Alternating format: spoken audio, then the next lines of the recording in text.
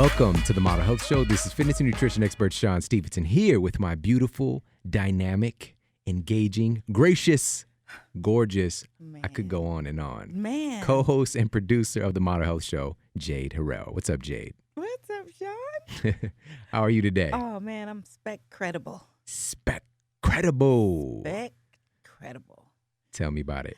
So, of course, especially after all that, I'm feeling spectacular, and it's incredible. Thank you so much for your like kindnesses. I really like that one. I think Yeah. that one can get in the dictionary. Can straight that up. qualify for the book? Yeah. That's it then. Well, people just made up words Yeah. anyway. All of these words are made up. I want us Why to do can't that's your the whole words? purpose of this is that you can create Yes. what you want Oh, man. for how you want to feel. And So there we speaking are. of creating, Yeah. today's show, let me tell you, Tell me. this is going to be some good stuff here, really. Because, you know, one of the things that it's a big part of being the best version of yourself. You know, the Model Health Show is not just about how many push-ups you could do Right. or the food that you're eating. You know, being a healthy, sovereign human being, there's so many parts of you and nothing. We've got to stop this idea of dissecting and taking away, like how you are in your business relates to your health, how you are as a parent relates to your health, how you are as a son or daughter relates to your health, how you are in the context of all of your relationships, how you function in the world, your character, your attitude, and also the stuff that you're carrying around that's not serving you is impacting your health. And so we're going to talk a little bit about how we can elevate past the things that are holding us back in our lives today. And we're going to talk about how we can move beyond the things that are inhibiting us that are oftentimes hiding in plain sight. Oh, yeah. And we're going to talk about some clinically proven strategies Okay. and some very actionable items because Good. that's what we're all about here. It's taking Empowering. action. Yeah. Action Jackson. Yeah. Do you remember that movie? I do. The guy, Oh, the my perfect goodness. fro. I mean, the Carl perfect. Weathers, right? Yes, absolutely perfect. Yeah, fro. Vanity was in that too. Yeah, you remember that? I bet. Oh my God. Oh man, I was all about Vanity. I wanted to be her. Come I just on. needed a few more inches of height. Oh my goodness. That's what I told myself. I learned better that I'm just as She good. said, "Tonight you're living in a fantasy." There we go. Let's just stop it there. All right. But first, guys, today my pre-workout Shroom Tech Sport. All right, based on cordyceps mushroom, thousands of years of documented history in Chinese medicine. But today, so many studies. Again, just go to Dr. Google, type in cordyceps and athletic performance, cordyceps and cancer, cordyceps and diabetes, and you're going to be blown away with all these clinical studies, well done studies showing its efficacy and its effectiveness for helping to reverse things like insulin resistance, as well as improving athletic performance. But it's the basis of this formula in Shroom Tech Sport. Also, couple that with green tea extract with methylcobalamin, which is the methylated form of B12, the kind your body can actually use. A lot of people are deficient in B12 today, but can your body actually use the stuff that might be in company random X, B12 supplement?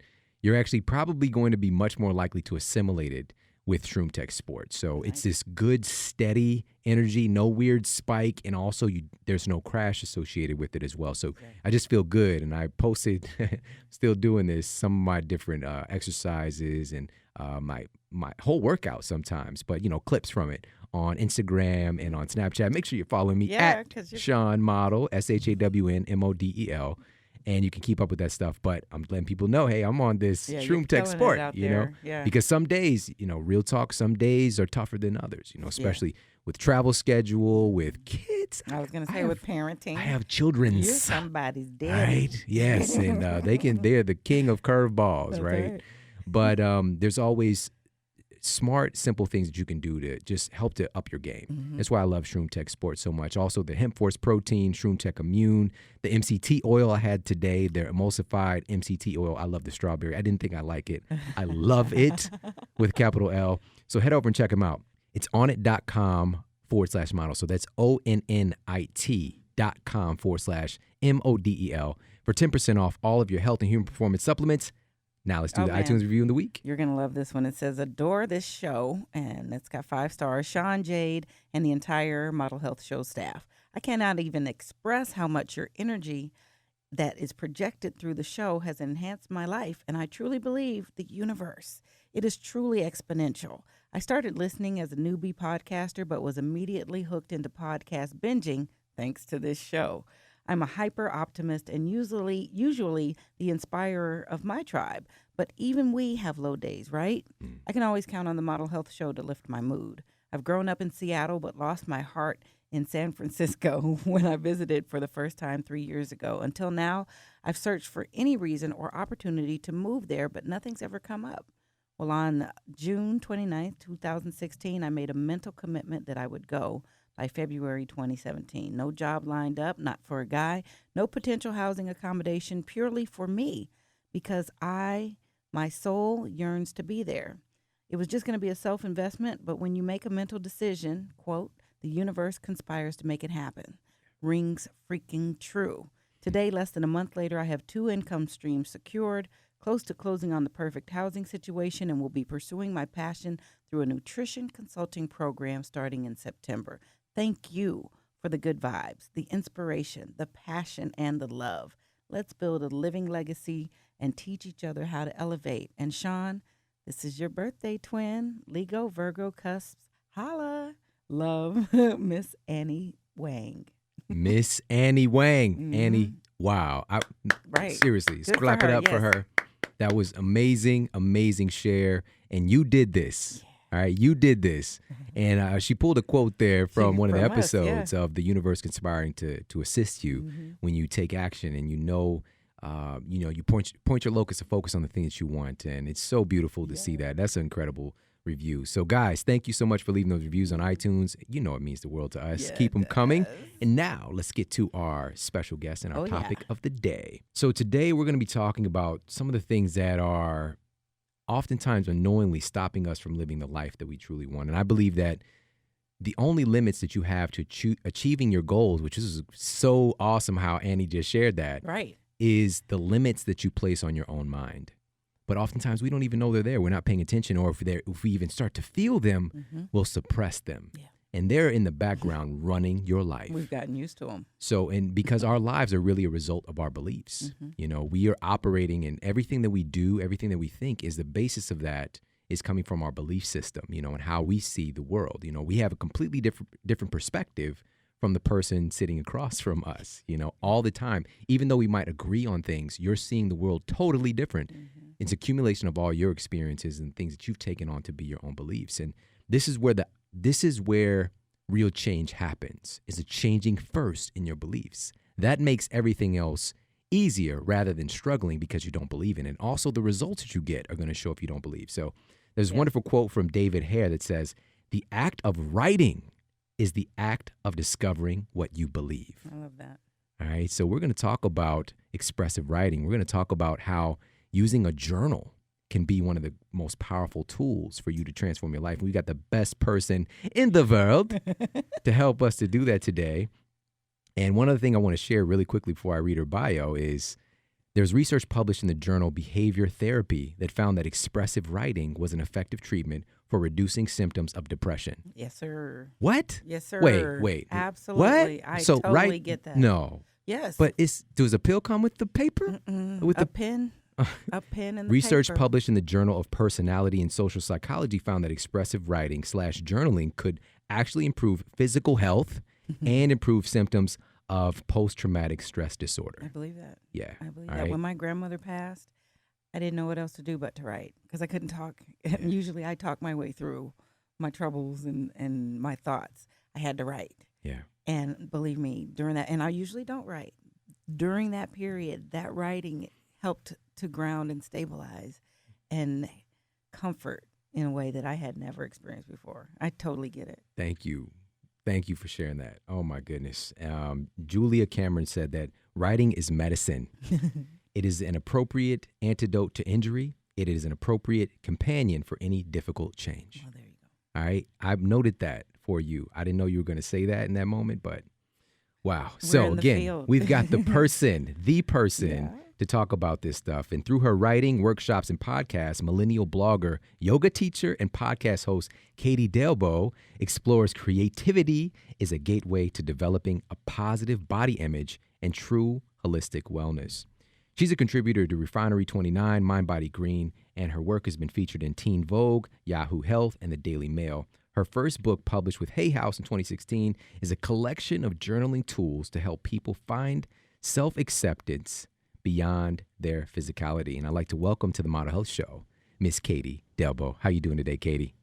Hello, I'm a spec-credible, the newest word to the dictionary. That's my girl. Because I'm here with you guys. There's so much love and positivity around here because we are all so aligned with, that's why we're such good friends, Shawn, with how we think and believe, and it's so great to be here with you guys. So thanks for having me. It's a pleasure, and I've been knowing Katie for a while now, and her podcast, The Wellness Wonderland, this is the name. It is Come fun. on. Yeah. You want to go there. You know you want to go.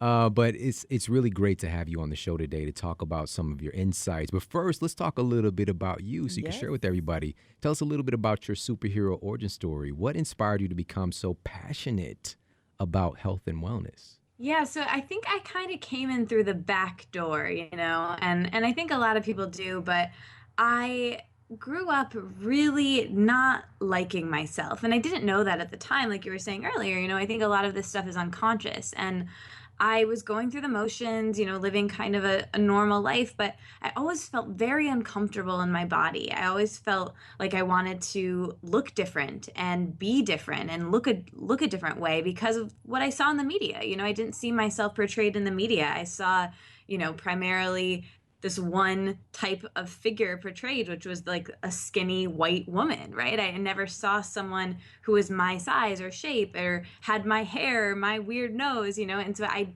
didn't like myself. I always thought I needed to mold into being a different way. And that was just kind of there lingering, and I didn't really act on it until I got a bit older. And I think that that's kind of the case for a lot of women, especially, and people in general. You're not really making the choices around food and your fitness until you go away to college or you leave the house, because a lot of those choices are made for you by your parents, and they're the ones buying the food when you're younger. And so when I got to college, it really became a time for me to be like, okay, I can change my body. I can diet my way out of this. I can manipulate my weight. I can manipulate my body to look a certain way. And so I went all in, right? I went not really in a very healthy way looking back, but at the time I was like, all right, I'm going to do this and I'm going to cut this out. And I got so into it that I really left my mental health and my mental wellness went completely out the door because I was completely focused on control. I was controlling my weight. I wasn't really doing it for the right reasons, right? I found health and wellness from a very physical standpoint, but I was completely ignoring all what I look at now as true wellness, which is all the different aspects of true holistic health, which is your mental wellness, which is, yes, your physical wellness. Yes, your physical body is a part of that. But as I know you both know, it's not all of it, and it can't be all of it. And so that's when I really decided that there was an issue here. And so during that time, it had spiraled in a lot of different ways. And I had gotten into a very, very unhealthy place where I was extremely underweight, and I had gone to the other end. I was never heavy, but I perceived myself as being heavy. And so my story really got me into this very scary, dark place with this eating disorder where I was really trying to figure out, what is it underneath my need to control my weight? What is it really happening underneath all of that? And that's, when I decided to assess that whole other component of health. This is... You're speaking to a lot of our course. story. Yes. It's so important that you're sharing this because many people would be shocked to hear that from you. Even back then, that you're a very, very beautiful person, and this is a call to action right now. So number one, for the people who are listening, who you've been dealing with that yourself, and your self-image is not up to where it actually should be, where it deserves to be. Plus, what can we do about this for other people around us, for future generations, for our children? Because when you say weird nose, I'm automatically like, my God, like somebody needs to be there for that little girl to say, your nose is beautiful, to kiss your nose and to tell you how beautiful you are. We all have that opportunity to do that. But first, we have to start with ourselves. And that's one of the things that Katie's really sharing. And how did journaling and expressive writing kind of help you to overcome some of these big challenges? Yeah, so it's interesting. So during that time, I was actually graduating from college. So I was a senior in college, and I that's a kind of a trippy time for us in general, figuring out what you're going to do with your life and the next phase of my life. And so I was stressed by that. I was stressed by this other issue that I was dealing with my body. And so I was really at a crossroads. And so during that time, I was surrounded by therapists and coaches and mentors and family and friends. And I felt very supported. However, I felt very much alone. I think we can be surrounded by people, but dreadfully lonely. Yep. And that was the case for me. And so I was reading every self-help book. I was immersing myself, much like you, Shawn. We're very similar in that way. We can like really study things and really engage in things, and to the point of exhaustion. At a certain point, I had lost myself in all of my mentors and teachers and listening to something always and listening to a podcast and an audiobook and reading and like so in it, right? Which I think is good in many ways, but I had kind of lost myself in all that. So I had a gift card that I'd gotten for graduation. I'm in a bookstore in the self-help section, duh. And I'm like, what book am I going to get now? And I just remember standing there being like, I've read all of these. I know all of this, and I still don't feel comfortable as myself. And I wandered out of the self-help section into the stationery section, and I picked up this colorful journal. Nobody told me to do so. Nobody told me that this would be cathartic, but I just intuitively knew. I was like, I need to get to know myself. And so I picked up this journal, and that summer I just started to write in it, and I started to be authentic and vulnerable and real with myself, which was something that I hadn't done. I think for so long I'd been putting on different masks to the world. I was a different person with my friends and with my coworkers and with my family than I was with my therapist and all these things. And I wasn't completely 100% authentically myself. And this was the first time I was able to truly do that in a really long time, which was so cathartic and made me feel so much relief. And the interesting thing was I felt this sense of self that I hadn't been able to do in the past or previously or recently at all, because what was the best part of it is that, even speaking with a therapist or a close friend, we sometimes filter a little bit, right? There's that little bit of filtering. And I'll speak for myself, I wanted my therapist to like me, I wanted a friend to like me. So I wasn't being as vulnerable or raw or real or letting my darkness out or letting my light, letting these really like hefty goals that I had that I didn't want to share because we fear judgment, right? So if you're writing exclusively for yourself, exclusively not so anybody would read it, just for you, you can be so raw and so real that you can get to know yourself. You can pull off those masks and be like, who are you really? Like, who did you come here as? And that can be so beautiful to see. So that's really how I got into it. And then I just kept doing it. Wow. I've got a question here. Why, there's a lot there. Yeah. But why is it that you think that this is so effective?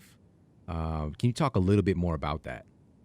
Yeah, I think it's so effective because like we were saying, this is one of the few times you can be free of judgment, right? Free of the only thing that, and we can talk about this later too, and I say this in the book, the only way to do journaling wrong is to judge what you're writing, right? Is to critique it. If you're writing just exclusively for yourself, you're allowing yourself that freedom to be yourself and to get to know yourself. And I think when you're able to be vulnerable with yourself and have that self-awareness, building that muscle, you'll be able to bring that same vulnerability and self-awareness to your relationships, to your work, to your career. But if you don't have it within yourself, you won't be able to bring that to the world.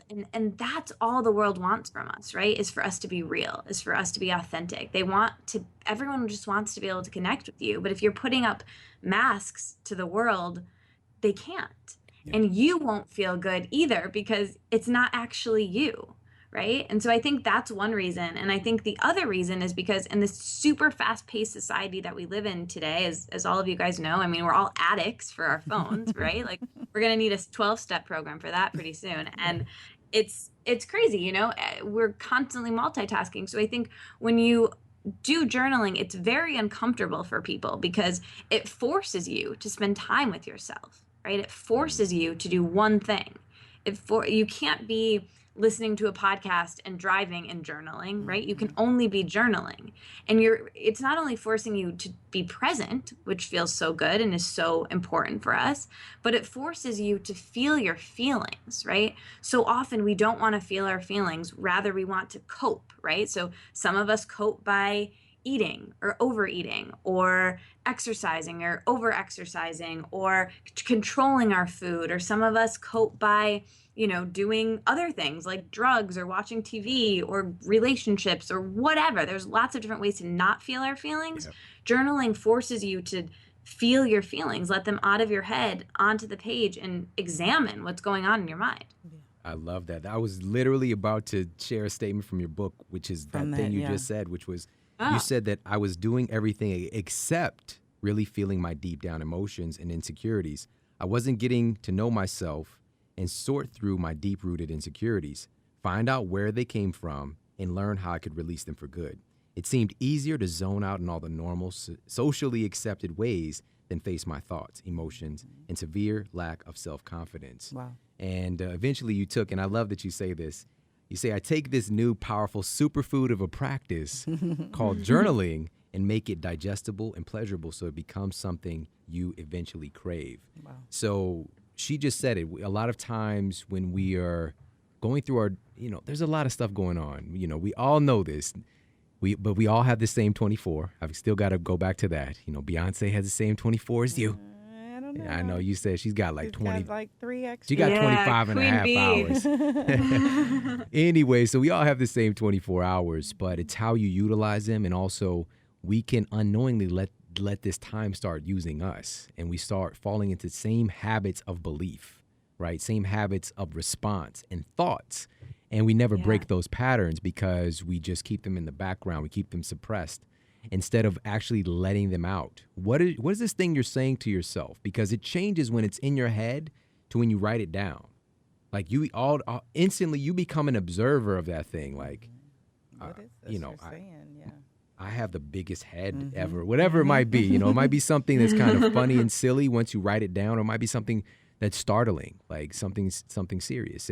But it's the act of doing something active about it, of taking it out of your head and letting it go and letting it out, as she, the title of her book. There was a writing exercise we did in school that you basically start the clock and let your pen keep moving until the time stops. And the instructor said that that's how you get to your pure thoughts, and to fire your internal editor, which will pass the judgment that Katie was talking about. But that by drawing that out, those are your pure thoughts. In fact, when you go back and read it, it will seem new, as if somebody was telling it to you for the first time. Yeah, that practice. I've done that many times in different workshops, because you'll start to see how random and seemingly unconnected your thoughts can be. And then you kind of get to this very kind of clean place, just by letting it out and expressing yourself. And as Katie calls it, you could do it like a brain dump, as well. And there's many different strategies in the book that she shares on journaling. And I've actually got right here in my bag, I have 3 journals that I keep with me all the time, at least 2. I certainly recognize a couple of those there. And there's many different ways to go about journaling, which is what I love about your book. It's sharing the different things for some people, this might be that necessary medicine. For others, this could be something to work towards your business goals, making your ideas into reality, like she did with this book. I mean, my goodness! But when I first met Katie, this was not a reality. This is something that was just a dream, an idea that she had, and she didn't know how she was going to make it happen. And she's super young too, by the way. But the stories in the book and how this all came to be, and it's amazing. But there are a ton of great journaling exercises in the book, which we can share a few in a little bit. But you say that there's a specific route to getting the most from expressive writing. And there are 6 tips that you share in your book. So let's talk a little bit about each. What's the first one? Yeah, so I think we touched on these a little bit, but the first one is just to get curious. You have to, one of my favorite authors, Elizabeth Gilbert, says that, our minds are not a place we want to walk around alone in at night sometimes, right? It's a bad neighborhood. And I think, and I think as both of you know, our subconscious thoughts really are all of our thoughts, but our subconscious ones that we're not directly in control of affect our reality, and they manifest in some form without us even realizing. So the first step is just to get curious about what's going on up there. And I think, talking about what we were mentioning before about how quickly we're moving in life, and I feel like the busy is the new normal. And I think with that, we often don't even realize what the thoughts are that we're thinking. So the first step is to just get curious on what they even are. Love that. Simple, but important. Can we actually start to look around in there and actually get to know yourself? And you're going to be surprised. And if we all are honest with ourselves, we have the capacity for the most beautiful thing ever imagined, and also the most heinous thing. All of us have all of these things within us, and we can witness this in our society. It's just, where are you lying in this spectrum? Where are you putting your energy into? Or are you using a lot of energy to suppress and start to build up, which this is, again, real talk here. Yeah. Many mothers in particular, but women in general, have more of a tendency than men do to suppress and to hold in emotions but we think sometimes on the surface level it's the opposite. But guys, like, we're kind of just like, we're guys, like, whatever, like, we'll go play basketball or whatever, And I'm being a little bit over the top here, but in general, because there's so much expected of you today that we didn't evolve with this, now you're expected to work, to take care of the kids, and I'm not saying this is my expectation, guys, so don't be like, Shawn, right, you're not a closet enough. chauvinist. All right, so, but, and also on top of that, so work, take care of the kids, look good, right. Look good, maintain yourself in this image that is being portrayed in the media.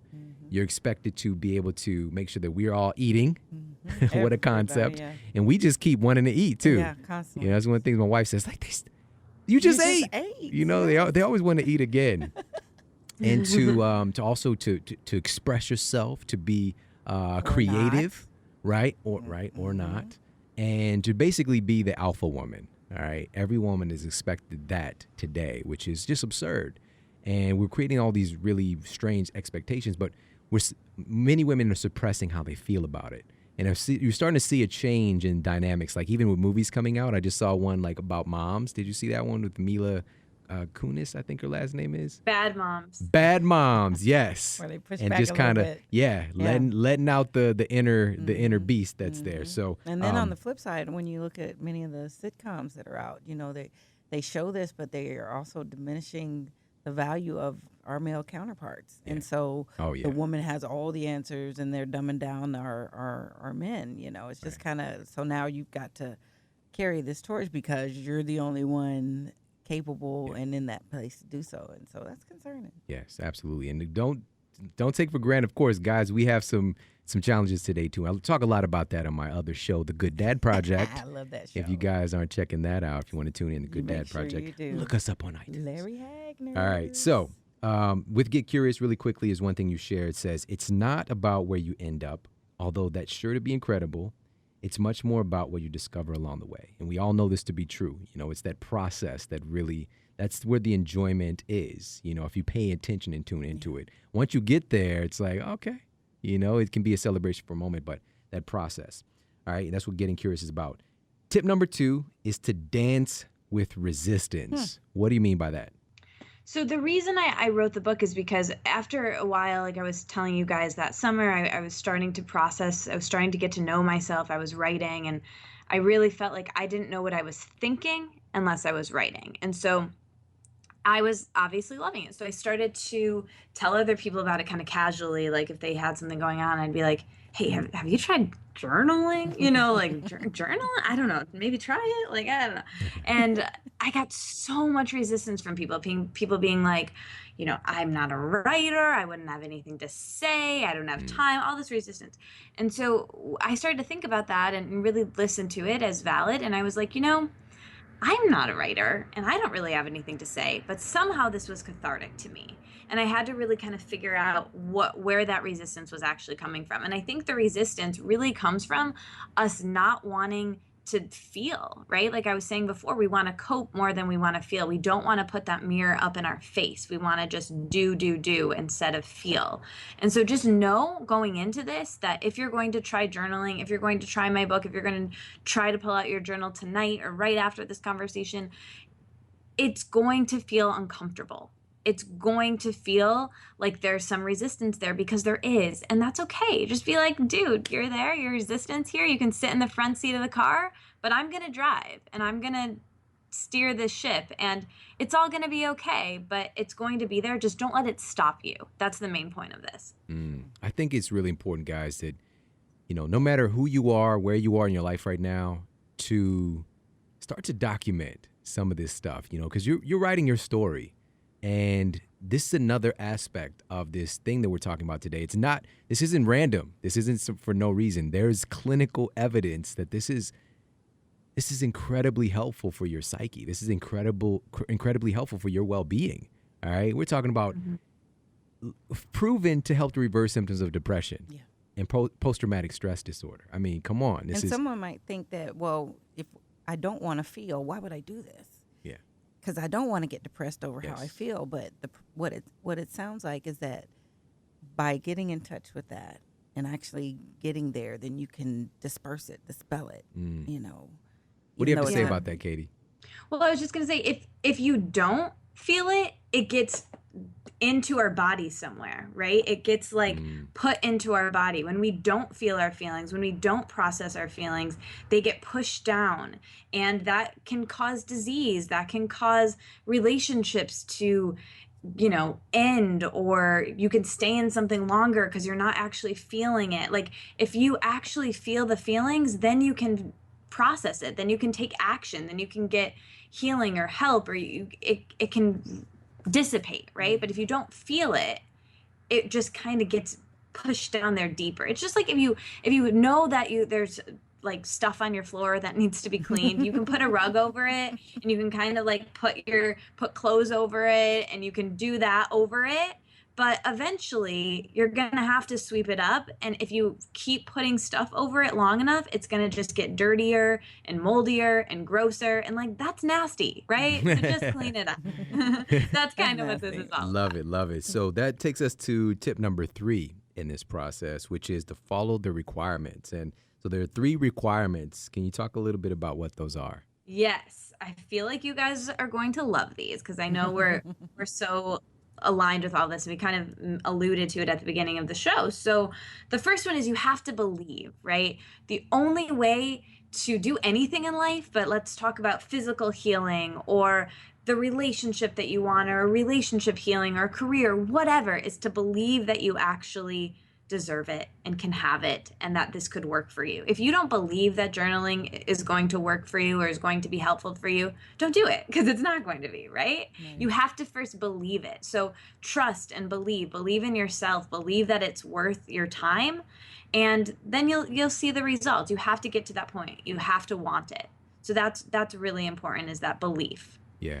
I want to say something here real quick, please. Yeah. And that is this is probably the biggest thing here in this book, and also, again, across our entire lives, is the power of belief. I love the work from Dr. Bruce Lipton, The Biology of Belief. You guys want to check that out. It is game-changing. But you start to understand just how much your beliefs do, in fact, impact your physiology and also what your brain is doing, on a consistent basis. Yeah. So, again, it's running off of your beliefs. The number one driving force of a human being is to stay consistent with the ideas and beliefs that you hold of yourself. You're just going to keep running those same programs until you get in there and you work with those beliefs. And as far as this, and I love that you actually kind of talk about this in the book, and how important belief is in the process, is the fact that we're talking about the placebo effect too, which, guys, I mean, there are studies done where the placebo, so the fake thing, is 80% effective. There's some where it's 1% effective, but across the board, on average, 33% effective for you simply believing that something will work, even though it's not an actual drug or treatment. All right. So, and we talked about this with Dr. Alyssa Rankin, which is, we'll put that in the show notes as well. It's just super powerful when you start to understand the power of your own mind. And so the question would be, how do I engage that belief? Katie, do you got any insight there? Well, I heard I love that episode with Lissa Rankin, and her work is amazing with the placebo knee surgery is just so good. But I think to really get to that point, one thing I heard recently that really helped me and it hit me hard was it was on a comedy podcast, and they were saying that all of the greats out there believe that they're great. Right. So that was, for me, it helped me really integrate this. If you think of anyone who you admire, anyone who has what you want, if you think about them, just know that they all believe that they're great, because no one who is doing cool stuff can be out there and not on some level believe that they are worth it, that they can do it. You have to believe it to be able to do it. Right. So I think just knowing that really helped me make a shift of like, all right, if I want to make stuff happen in my life, I'm going to have to get myself all the way together and believe it. And then there's always like a next level, right? Like I was able to believe this book into being, but now I have 8 million other projects that I'll tell you about later that I'm trying to believe myself into, right? So it's like and I'm sure, and you obviously, I know that you're the same way, and a lot of the people listening, it's like, it's always that next level and it just gets higher and higher, but you have to believe that you're able to achieve each one by one by one. And looking at it one at a time really helps.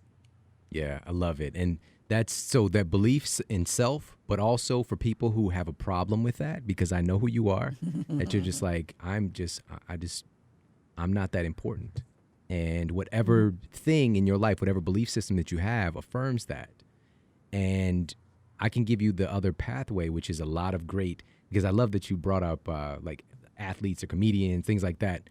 Sometimes it's a belief in a higher power, that can help to drive that belief that this healing can take place or this process is going to work for me. It's because my higher power has ordained that for me, and delivered this to me, so whatever it is, if you can be the bridge yourself and or that connection to something greater, which I really think these go together, but that's another pathway. So I just wanted to share that with you guys. So that's requirement number 1 is believe, and requirement number 2 here is patience.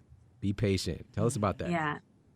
So, patience, nobody wants patience, right? It's not like the sexy requirement, but it's so true. I think you can never force the process of discovering your feelings. You can't force it. It's something that you have to be patient with yourself, because I think going back to the previous one with belief, I think if you want it, you're like, why am I not Michelle Obama yesterday? You're going to just like feel defeated and stop with the goal. But if you're patient and you're like, I'm moving towards it, I'm moving closer to my goals or what I wanted for myself or whatever, you're going to be able to stay patient, and you're going to be able to stay in the process and enjoy the process, because where you are today, you're never going to be here again. And I found that we might be nostalgic for where we are now, even if it's this like funky, goofy in between time where you're not where you really want to be, but in 2 years, you might be like, oh, that time when I was working towards my goal, that was really nice, and I was like, wow. But you're not going to be able to realize that now. And one of my favorite people says this line about nostalgia is really just wishing that you had been present the first time you were there.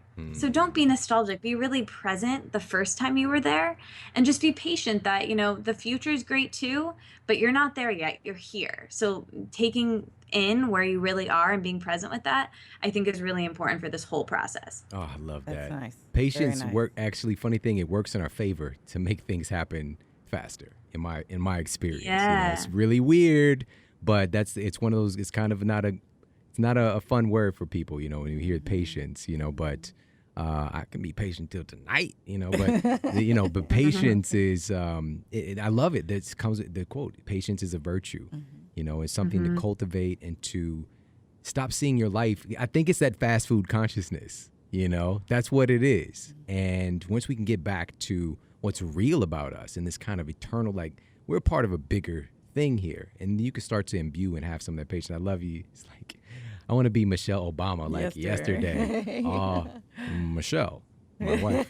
But it's so amazing to have these great examples, what to strive for, but at the same time, you are on your own journey. You're on your own mission. Yeah. And to just take time to be patient and to enjoy the process. So that leads us to requirement number 3, which is to befriend yourself.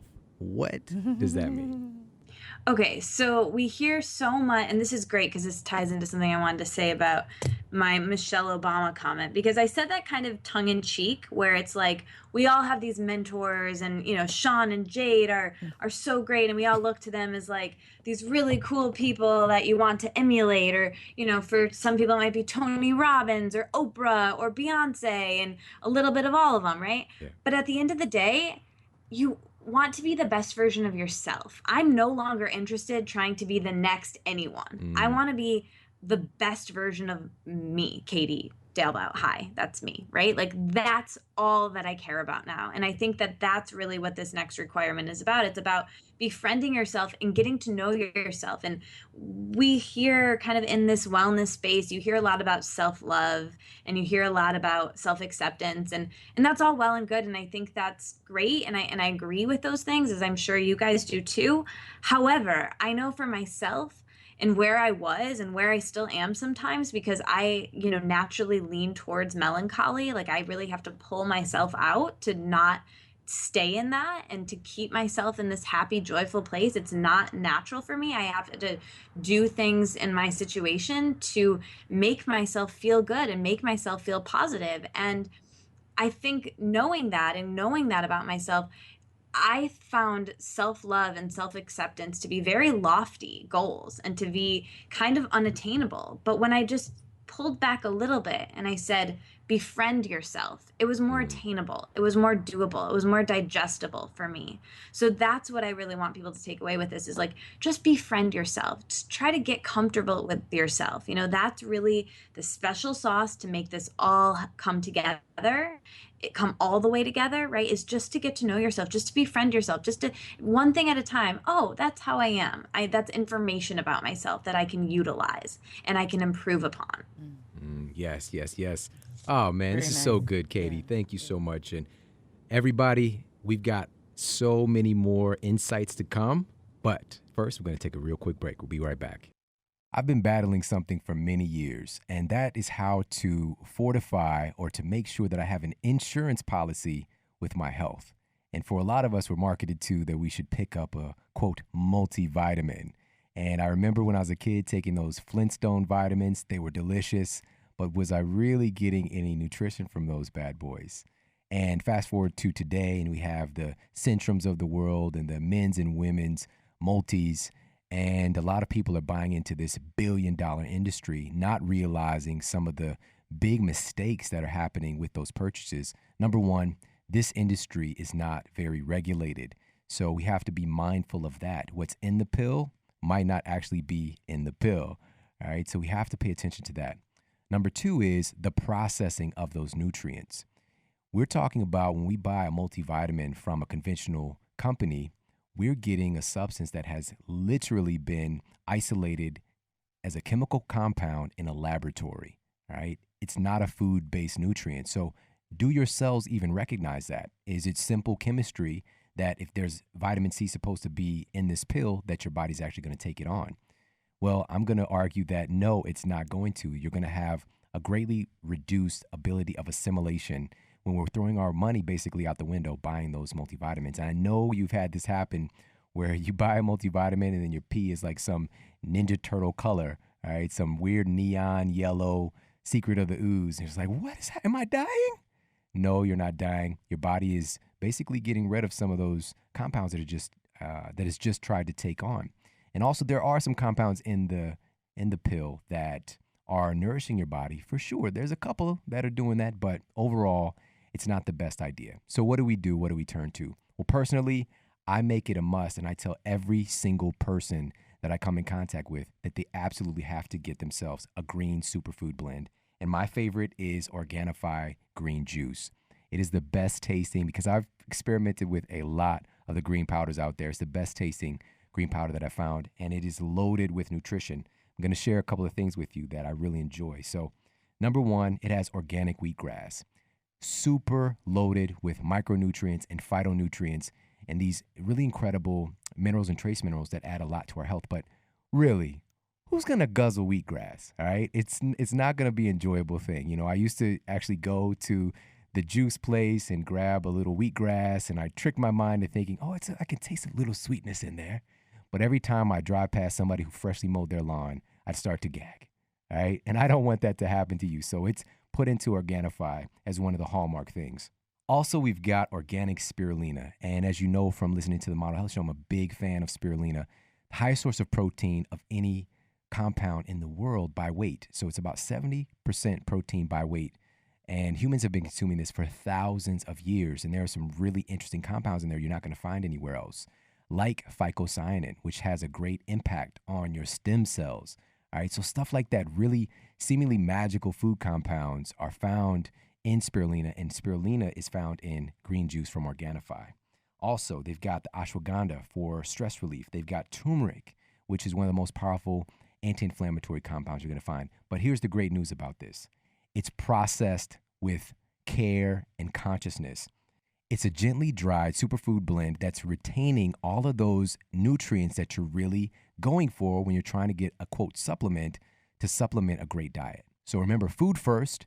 Juicing is amazing, but you can get a lot of those nutrients you're looking for in your fresh made juices by consuming the green juice from Organifi. And by the way, I'm a big fan of juicing. I've been juicing for about 10 years now, and it's one of my favorite health practices. But seriously, who's going to clean the juicer for me? If you're going to come over and do that, it would make my life a whole lot easier. Nobody really likes to clean the juicer. And what we want to do is make sure that, yes, we don't want to stop juicing, but those times when you're in a rush, or those times when you know that, hey, I really need to fortify my nutrition, make sure that you're turning to Organifi's green juice blend and just throwing that into some water even, and you're going to deliver a lot of those micronutrients and phytonutrients and trace minerals and minerals, vitamins into your cells because it's retaining those nutrients because it's properly produced. And I love those guys, and they've actually given us a great, amazing offer as a sponsor of the Model Health Show. So if you go to Organifi.com, and that's Organifi.com, and use the coupon code MODEL, you're going to get 20% off your first purchase of Organifi, and they're going to send you a free copy of my best-selling book, Sleep Smarter, for the first 450 people. All right, so the first 450 people, not only are you going to get yourself this incredible green juice blend from Organifi, but you're also going to get yourself a copy of Sleep Smarter. And if you already have a copy, this is going to be a great gift for a friend. For those people who don't have a copy yet, first of all, what are you doing? Let's go. You need to make sure you have your copy. But Organifi has been gracious enough to send you a free copy of the best-selling book. So head over and check them out right now, Organifi.com. That's Organifi.com. And use the coupon code MODEL, that's MODEL, at checkout for 20% off your first purchase. Now, back to the show. And we are back. Everybody, thank you so much for tuning in today. We are talking with Katie Dalebout, the author of Let It Out, A Journey Through Journaling. And we're talking about some of the clinically proven benefits of expressive writing and also some of the insights and strategies on how to implement this, why it's valuable. And I'm going to share a couple of insights myself about what I do it for here when we get to some of the journaling exercises. Maybe we could share like one or two we can get there that are in a book. There's like 55. There's so many. And wow, you can just, every single one of them that I went through is powerful. It's just like doing the exercise. You literally, you become more of yourself in some kind of weird way. So the other tip here, so we did 1 through 3. 1 was get curious. 2, dance with resistance. 3, follow the requirements. We went through the 3 of those. 4 is to cultivate awareness. What does that mean? So that really means in every moment, just taking a spot check of what is going on in your mind. Like we said, there's so many different thoughts swirling around up there. But if you know that you're going to be processing them through writing, you'll start to be a little bit more aware in your daily life. So that's looking for this awareness when you're not journaling. So then when you come to your journaling practice, you'll be more prepared to really be more intentional with it. Wow. Yes. Journaling practice. Mm-hmm. That it's right there, just that you have a journaling practice as a part of one of your habits. So number 4 was cultivate awareness. Number 5, be radically authentic and honest. Let's talk about that.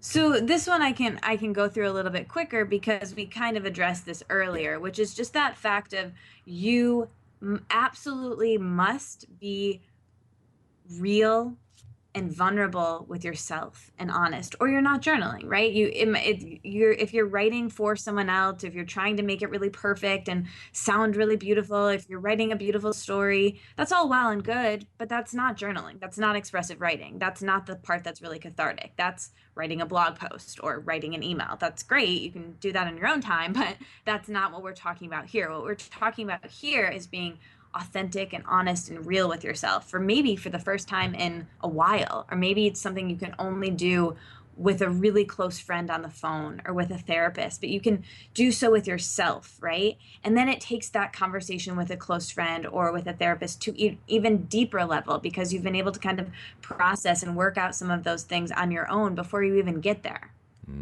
So good, so important.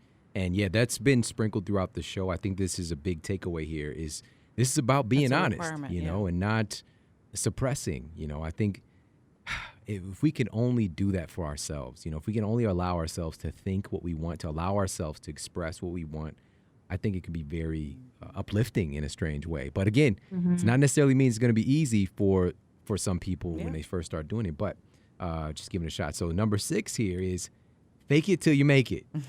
So what are you talking about there? Yeah. So like we said earlier, you know, and with anything that you're doing that's new, when you're learning an instrument, when you're learning how to do anything, starting a new job, whatever, you're going to feel like a fraud. You're going to feel like you're not doing it right, right? And so to do this, you really have to silence that inner critic and you have to just push through anyway. And I'm just going to tell you right now, you're going to feel like you're a fraud. You're going to feel like you're pretending, but that's okay. And this quote, I say all the time. Anyone who listens to my podcast, anyone who knows me knows this quote, but it's this Kurt Vonnegut quote that I really love. And he says, "We are what we pretend to be.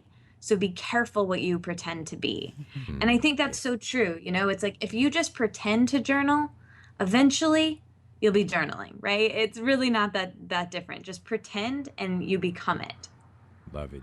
Thank you, Katie. That's really awesome. I love that quote too. So now that we've went through these 6 tips and kind of insights and requirements on how to do this process more effectively and efficiently, let's share maybe 2. And you could share one of your favorites, which I know is going to be hard for you, and I'll share my favorite from your book of the journaling exercises, the expressive writing exercises. So let's go with your pick first. So what is your pick? And I know it's going to be tough to pick one, but what is your top pick? Okay, I picked a cool one for you guys. So you read the book, which I think is like so cool and amazing, and I loved your feedback, and it's so cool that you have the book, and I'm so excited to see what your favorite tool is. But my favorite is this one, and like you know, they were all inspired from different places. So there's one tool that was inspired from watching Seinfeld with my dad as a kid, and there's a tool inspired by everything. And this one is inspired by my favorite movie, actually. And so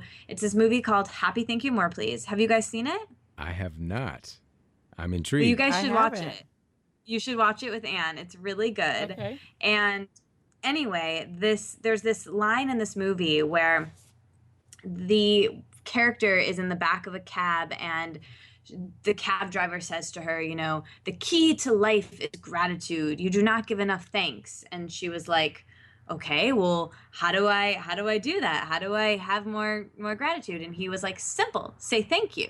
And after you say thank you, say more, please."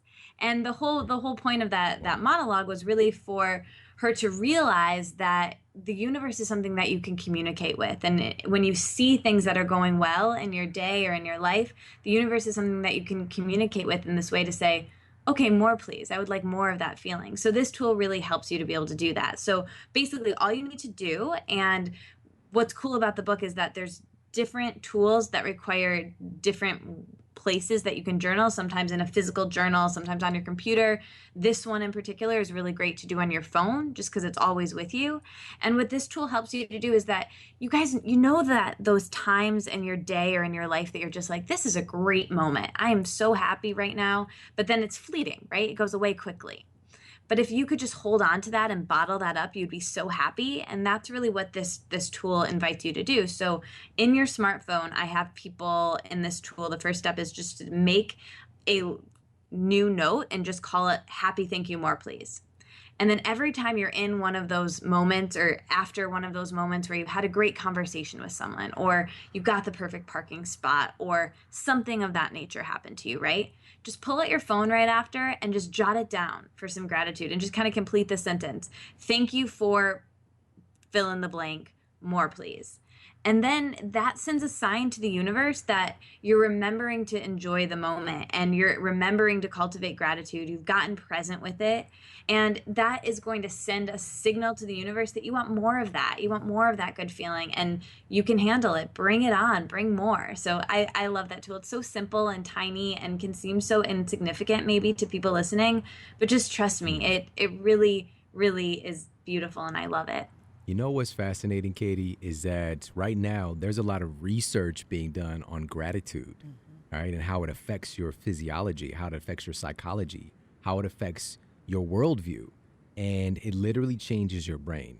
And I love the quote that says that what you appreciate appreciates, you know, it grows. And it's really where you're putting your attention to. My wife said something today, and I don't know if she understands how, you know, because she doesn't really understand how much I admire her, you know, in those, it's usually those small moments though, because I'm always paying attention. I'm a pay attention kind of guy.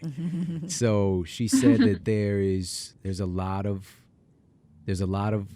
negative things going on, right? She said that statement, but she said it with this lighthearted tone.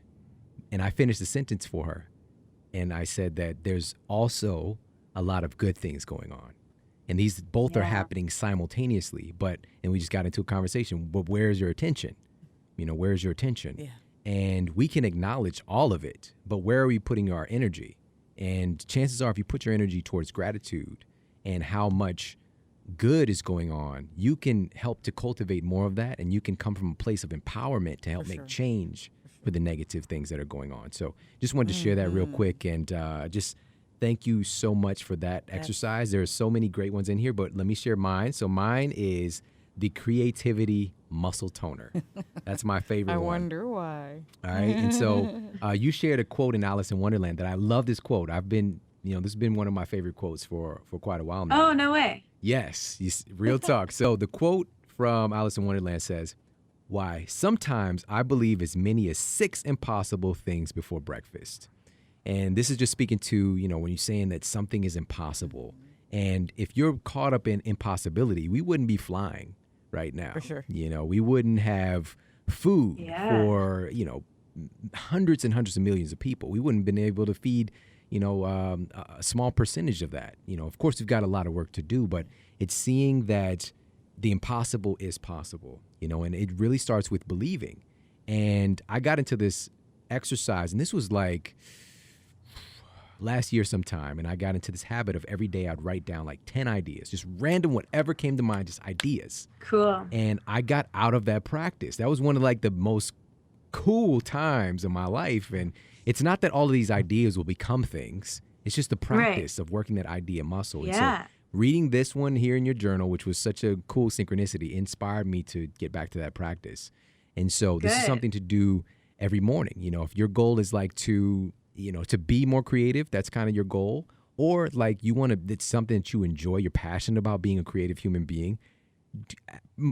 Practice your craft, you know, like be creative, think of ideas, just sit down with the your pen and your notepad. So I've got this one's been through a lot like that here. one. And so I'm going to share with you guys what I wrote in here. I was going to try to see what was under but this that was cover. not that exercise though, but this is, and I go back to this, I only put kind of important things. Like if I note something, you know, if I'm having a conversation or if I'm at an event, and I've seen this, some of the most successful people, Jack Canfield, for example, who we talked about on the show a little while ago. Brilliant. He's sitting there in the audience, like taking notes, like he doesn't know anything, you know, and he's somebody that so many other people are aspiring to live like, you know. So, so my first page here was before this show existed.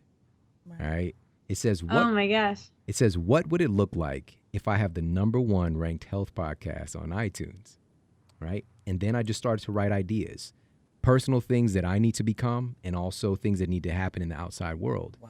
And these things came to fruition when every single thing I wrote here But this was when it was just an idea. Yeah. And this is the power of having that creativity muscle toner, you know. So I really love that exercise, and I just want to commend you so Very much well done. for putting that together, and thank you so much for creating this amazing book. Katie, can you let everybody know where they can get connected with you, where they can find out about your work, and where can they find your book?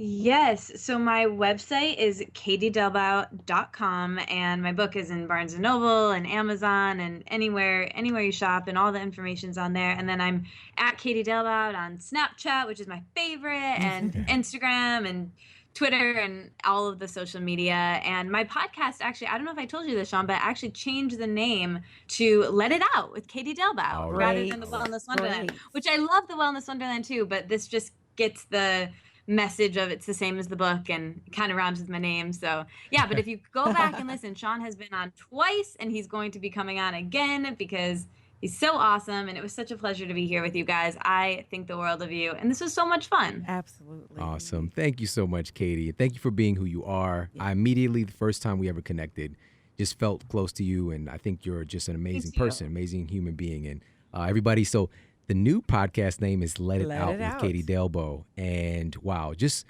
such great conversations there, great people, and of course, Katie's there handling it all. And it's just been an amazing process. Make sure to check out her book, Let It Out, A Journey Through Journaling, for these great exercises. These are things, I think this would be a great gift to give to people as well. Yeah. You know, I think this would be a great gift for kids, for teenagers, for people at your office. You know, it's got a lot of great resources in there. So Katie, you're amazing. Yes. Everybody, thank you so much for tuning into the show today. Thank you guys so much. It's a good flip through, and you can just pick any one, and it can be really interactive too. So I love that gift idea. Can't wait to get one. There you have it. So everybody, thank you so much for tuning into the show today.